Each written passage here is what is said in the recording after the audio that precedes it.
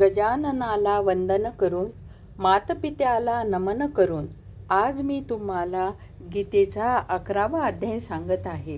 ते घरात एकदा नक्की लावा, सुखाचा वर्षाव होईल. ओम नमो भगवते वासुदेवाय.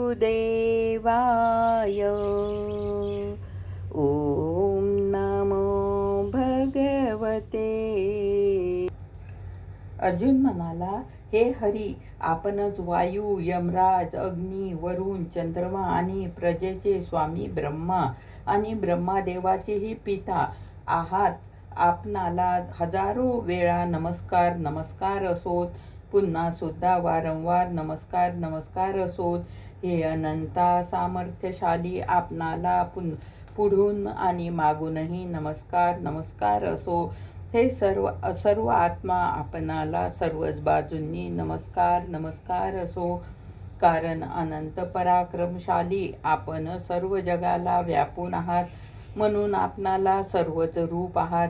हे परमेश्वरा, आपणाला सखा असो असे म्हणून आपल्या ह्या प्रभावाला न जाणता माझ्याकडून प्रेमाने किंवा प्रमादाने हे कृष्ण, हे यादव, हे सख्या या प्रकारे जे काही अट्टहास म्हटल्या गेले आहे, आणि हे अच्युता, हे जे उपहासाने विहार करताना, झोपताना, बसताना आणि भोजन इत्यादी प्रसंग एकटे असताना किंवा त्या मित्र समक्षही अपमानित केले गेले असाल, ते सर्व अपराध अप्रेम्य स्वरूप म्हणजेच अचित्य प्रभावशाली अशा आपणाजवळ मी क्षमा करून घेत आहे.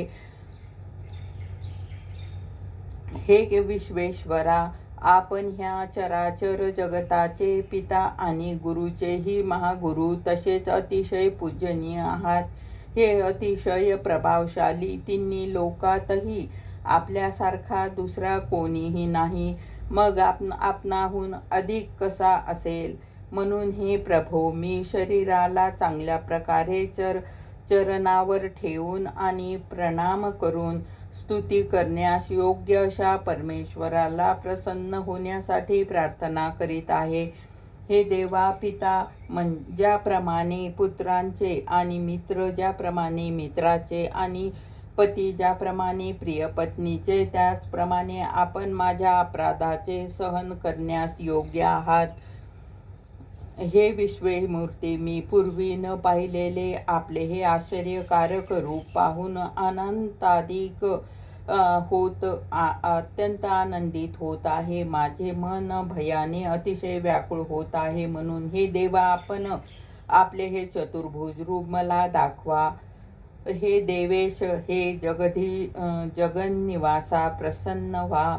गोपाल कृष्ण भगवान की जय. राहिलेला अध्याय आपण उद्या घेऊ. ओम नमो भगवते वासुदेवाय.